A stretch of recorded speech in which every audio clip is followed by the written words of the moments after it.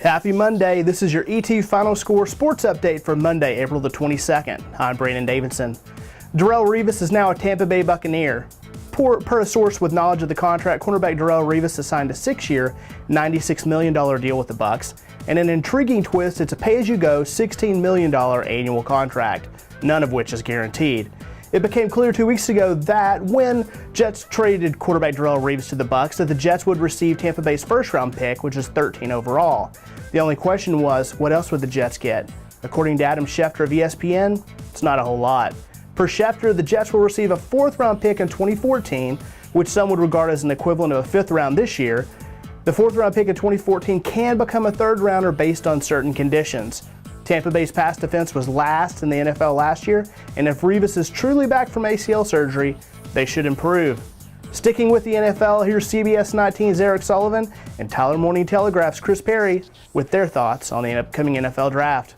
Welcome back, everybody, to the CBS 19 Big Ticket. As promised, we're previewing the upcoming NFL Draft, which starts on Thursday night in prime time. To preview everything, we got a good friend, Chris Perry from the Tyler Paper ETFinalScore website. 9th mock draft for Chris Perry. Congratulations.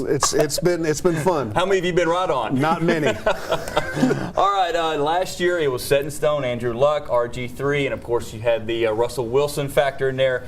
Totally different draft, filled with offensive linemen, filled with defensive linemen, and that's probably what's going to happen right off the top, right? It's going to be a very different draft because there's only been 3 times in NFL history that an offensive lineman has been taken in the draft, and with the first pick. Yeah. And we're going to have one. We're going to have one. It's either going to be Luke Joeckel or it's going to be Eric Fisher. I think those are the two. I think Joeckel all the way, doing what he did at A&M, which is a big local tie here for us. So that's going to be a big one right there. Let's get to the big one here. Number 18, Chris Perry. That, of course, is the Cowboys' first of 6 picks.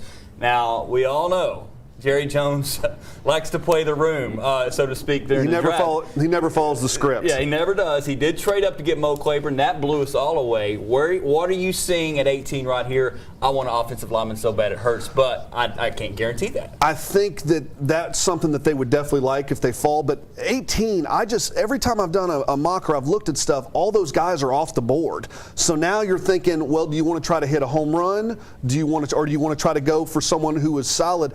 I just keep coming back to Kenny Vaccaro, the safety from Texas. I think it's not a safe pick. Yeah. I think it's a need. It's a need, and he's the best player at that position. And I think they haven't had a decent safety since Darren Woodson. I just don't want to see Cowboy reaction if they go for Vaccaro. Nothing against him being a UT guy, for now a Longhorn guy, but looking at the CBSSportsline.com guys, they like Sylvester Williams, Sheldon Richardson, and then here's the guy I want is Chance Warmack of Alabama. Will he be there at 18? He might be, but let me throw another wrinkle. Remember we talked about a guy, Des Bryant, we thought just a couple years ago this was going to happen, and lo and behold, we were correct.